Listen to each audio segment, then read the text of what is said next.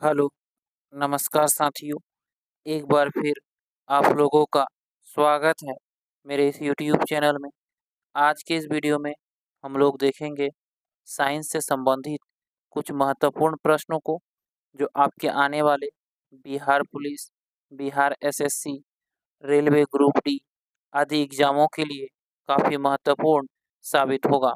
तो आज का पहला प्रश्न है कि विद्युत आवेश का एसआई मात्रक क्या होता है? कूलाम, एम्पियर, ओम या केल्विन? तो इसका सही उत्तर है साथियों कि विद्युत आवेश का एसआई मात्रक जो है वह कूलाम होता है। ऑप्शन नंबर ए, प्रश्न नंबर 1 का सही उत्तर होगा। साथियों, इस वीडियो के माध्यम से फिजिक्स, केमिस्ट्री और बायोलॉजी के काफ़ी महत्वपूर्ण प्रश्नों को करवाया जाएगा और यह विभिन्न प्रतियोगी परीक्षा में पूछे भी गए हैं। अगला प्रश्न है प्रश्न नंबर 2। प्रश्न नंबर 2 कह रहा है, प्रकाश वर्ष किसकी इकाई है? प्रकाश की गति की, समय की, दूरी की या प्रकाश की तीव्रता की? तो प्रश्न नंबर 2 का सही उत्तर है कि प्रकाश वर्ष जो है वह समय की, नहीं सॉरी, दूरी की इकाई है। ऑप्शन नंबर सी, प्रश्न नंबर 2 का सही उत्तर है कि प्रकाश वर्ष जो है वह दूरी की इकाई है। प्रश्न नंबर 3 कह रहा है, विस्थापन के परिवर्तन की दर को क्या कहते हैं? गति, त्वरण, वेग या दूरी? तो साथियों, प्रश्न नंबर 3 का सही उत्तर है कि विस्थापन के परिवर्तन की दर को जो है साथियों वह वेग कहा जाता है। प्रश्न नंबर 3 का सही उत्तर है कि विस्थापन के परिवर्तन की दर को वेग कहते हैं। प्रश्न नंबर 3 का सही उत्तर ऑप्शन नंबर सी है। प्रश्न नंबर 4 कह रहा है कि गति को सर्वप्रथम किसने परिभाषित किया था? गैलीलियो ने, केपलर ने, न्यूटन ने या टॉलमी ने? तो साथियों, प्रश्न नंबर 4 का सही उत्तर है कि गति को सर्वप्रथम गैलीलियो ने परिभाषित किया था। ऑप्शन नंबर ए, प्रश्न नंबर 4 का सही उत्तर है कि गति को सर्वप्रथम गैलीलियो ने ही परिभाषित किया था। प्रश्न नंबर 5 कह रहा है कि रॉकेट किस नियम पर कार्य करता है? द्रव्यमान संरक्षण नियम पर, ऊर्जा संरक्षण नियम पर, संवेग संरक्षण नियम पर या वेग संरक्षण नियम पर? तो 5 नंबर प्रश्न का सही उत्तर है कि रॉकेट जो है यह संवेग संरक्षण नियम पर कार्य करता है। प्रश्न नंबर 5 का सही उत्तर है कि रॉकेट संवेग संरक्षण नियम पर कार्य करता है। ऑप्शन नंबर सी, प्रश्न नंबर 5 का सही उत्तर है। प्रश्न नंबर 6 कह रहा है कि वे पदार्थ जिन्हें जैविक प्रतिक्रिया द्वारा विघटित किया जा सकता है क्या कहलाते हैं? रासायनिक पदार्थ, जैव निम्नीकरण पदार्थ, अजैव निम्नीकरण पदार्थ या इनमें से कोई नहीं? तो 6 नंबर प्रश्न का सही उत्तर है कि वह पदार्थ जिन्हें जैविक प्रक्रिया द्वारा विघटित किया जाता है वह जैव निम्नीकरण पदार्थ कहलाता है। ऑप्शन नंबर बी, प्रश्न नंबर 6 का सही उत्तर है। प्रश्न नंबर 7 कह रहा है कि हीमोफीलिया जो है किसका उदाहरण है? संक्रामक रोग का, व्यवसाय संबंधी रोग का, आनुवांशिक रोग का या इनमें से कोई नहीं? तो 5 नंबर प्रश्न का सही उत्तर होगा साथियों कि हीमोफीलिया जो है वह एक आनुवांशिकी रोग है। ऑप्शन नंबर सी, प्रश्न नंबर 7 का सही उत्तर है कि हीमोफीलिया जो है वह आनुवांशिकी रोग है।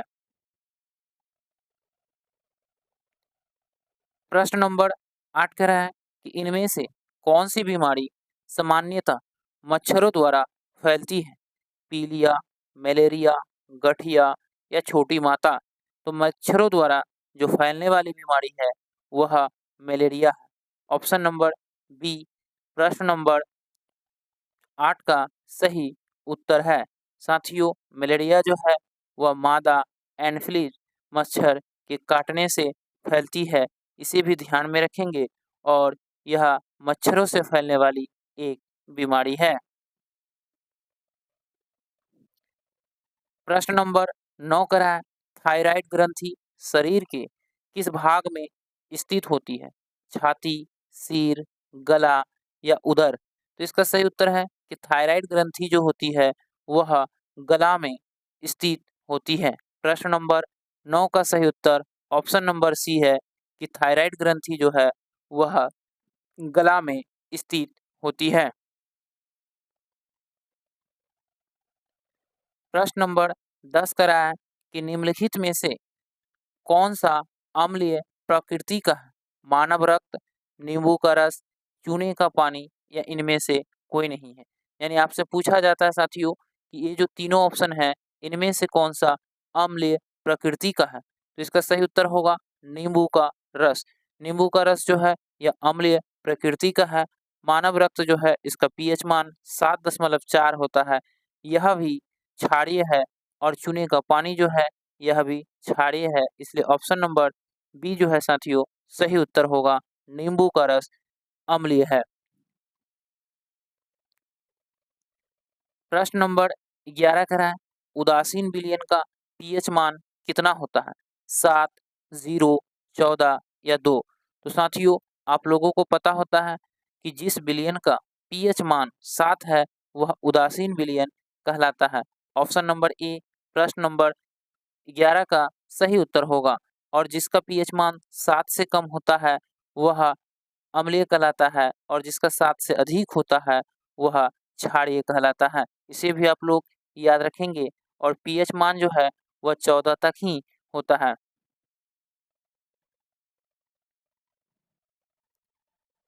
प्रश्न नंबर 12 कह रहा है कि नीला थोथा का रासायनिक नाम क्या है?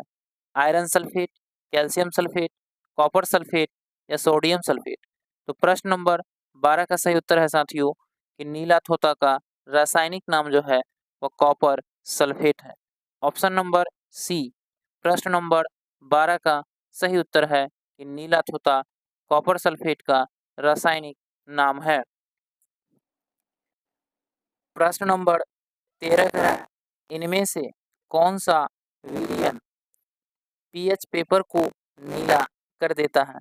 नींबू का रस, जठर रस, हाइड्रोक्लोरिक अम्ल या sodium hydroxide?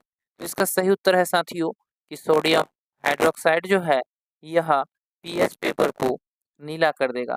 Option number B प्रश्न नंबर 13 का सही उत्तर है।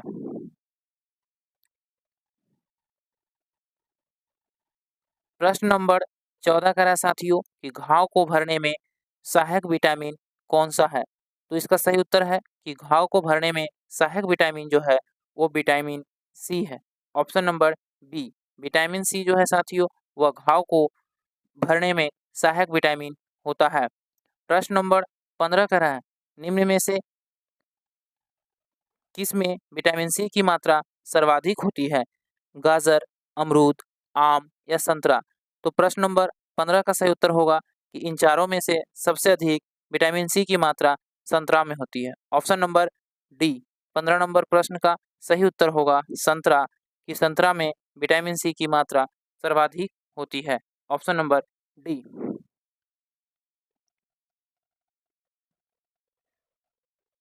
प्रश्न नंबर 16 कह रहा है कि वेग में परिवर्तन की दर को क्या कहा जाता है? गति, त्वरण, बल या संवेग? तो प्रश्न नंबर 16 का सही उत्तर है साथियों कि वेग में परिवर्तन की दर को जो है त्वरण कहा जाता है। ऑप्शन नंबर बी याद रखेंगे कि वेग में परिवर्तन की दर को त्वरण कहते हैं। चलते हैं प्रश्न नंबर 17 की ओर साथियों। प्रश्न नंबर 17 यहाँ आपसे पूछ रहा है कि मानव आंख में प्रकाश की मात्रा को नियंत्रित करने वाली संरचना कौन सी है? रेटिना, कॉर्निया, आइरिस या लेंस? तो इसका सही उत्तर है कि मानव आंख में प्रकाश की मात्रा को नियंत्रित करने वाली संरचना जो है वह आइरिस है। ऑप्शन नंबर सी प्रश्न नंबर 17 का सही उत्तर है। चलते हैं प्रश्न नंबर 18 की ओर।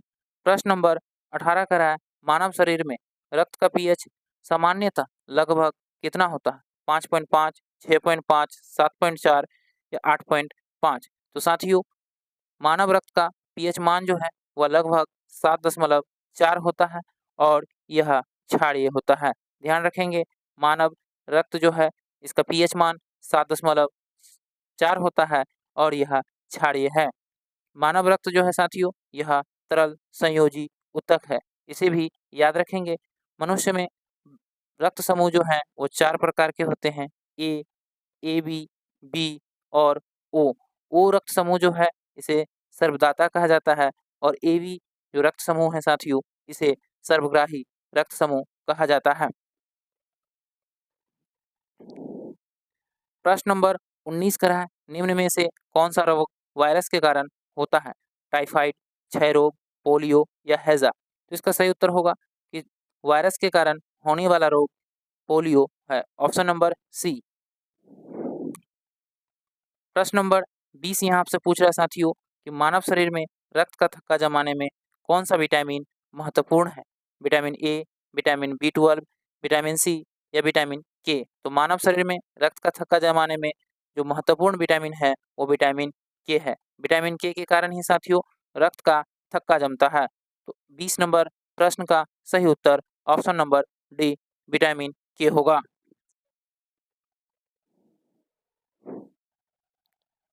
11 नंबर प्रश्न करा है कि प्रकाश की चाल सर्वाधिक किस माध्यम में होती है? जल में, कांच में, वायु में या निर्वात में? तो इसका सही उत्तर है कि प्रकाश की चाल सर्वाधिक जो है वह निर्वात में होती है।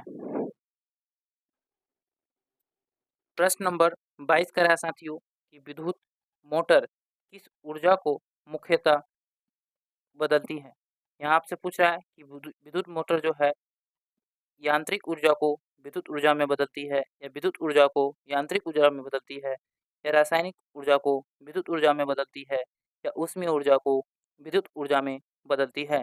इसका सही उत्तर है साथियों कि विद्युत मोटर जो है विद्युत ऊर्जा को यांत्रिक ऊर्जा में बदलती है। Option number B. प्रश्न नंबर 22 का सही उत्तर है कि विद्युत मोटर जो है वह विद्युत ऊर्जा को यांत्रिक ऊर्जा में बदलती है। चलते हैं प्रश्न नंबर 23 की ओर। प्रश्न नंबर 23 कह रहा है पौधे में जल का परिवहन मुख्यतः किस ऊतक द्वारा होता है? फ्लोएम, जाइलम, मेरिस्टेम या पेरेकाइमा? तो इसका सही उत्तर है साथियों कि पौधे में जल का परिवहन मुख्यतः जाइलम के द्वारा होता है।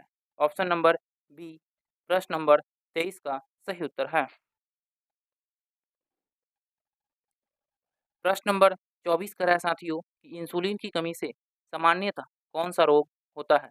मधुमेह, एनीमिया, रतौंधी या स्कर्वी? तो साथियों इंसुलिन की कमी से जो है मधुमेह नामक रोग होता है।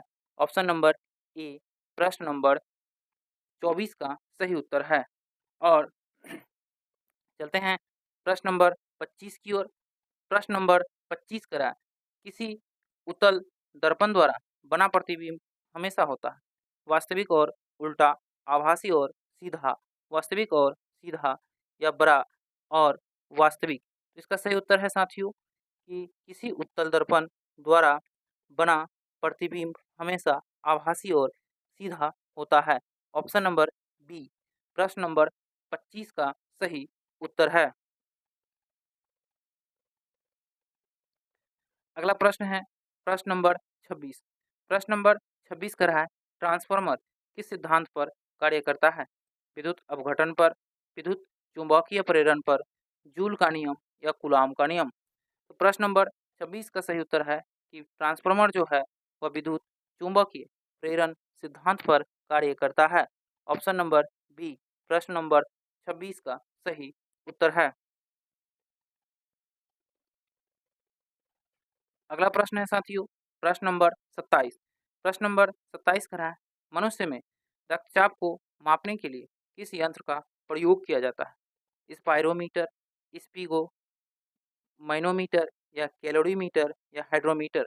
तो साथियों मनुष्य में रक्तचाप को मापने के लिए स्पीगो मैनोमीटर का प्रयोग किया जाता है। ऑप्शन नंबर बी प्रश्न नंबर 27 का सही उत्तर है। प्रश्न नंबर 28 कह रहा है साथियों यहाँ आपसे पूछ रहा है कि न्यूटन का प्रथम गति नियम किस नियम से जाना जाता है? ऊर्जा का नियम, जड़त्व का नियम, त्वरण का नियम या गुरुत्वाकर्षण का नियम? तो प्रश्न नंबर 28 का सही उत्तर है कि न्यूटन का प्रथम गति नियम को जड़त्व का नियम के से जानते हैं। प्रश्न नंबर बी, 28 नंबर प्रश्न का सही उत्तर है कि न्यूटन के प्रथम गति नियम को जड़त्व का नियम कहा जाता है। प्रश्न नंबर 29 है साथियों, यहाँ आपसे पूछा है विटामिन सी की कमी से कौन सा रोग होता है? रतौंधी, बेरी-बेरी, स्कर्वी या रिकेट्स? तो इसका सही उत्तर है साथियों कि विटामिन सी की कमी से स्कर्वी नामक रोग होता है।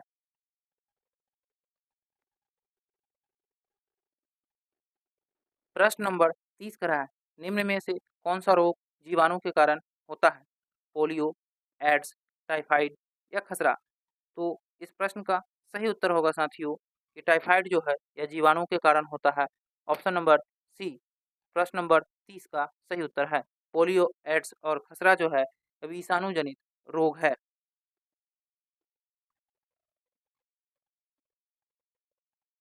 31 नंबर प्रश्न का रहा है विद्युत ऊर्जा की व्यावसायिक इकाई क्या है?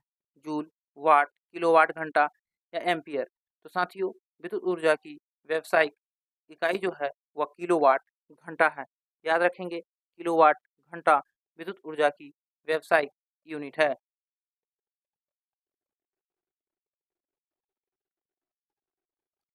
प्रश्न नंबर 32 का रहा है कि लाइसोसोम को कोशिका का क्या कहते हैं? पावर हाउस, आत्मघाती थैली, नियंत्रण केंद्र या प्रोटीन फैक्ट्री?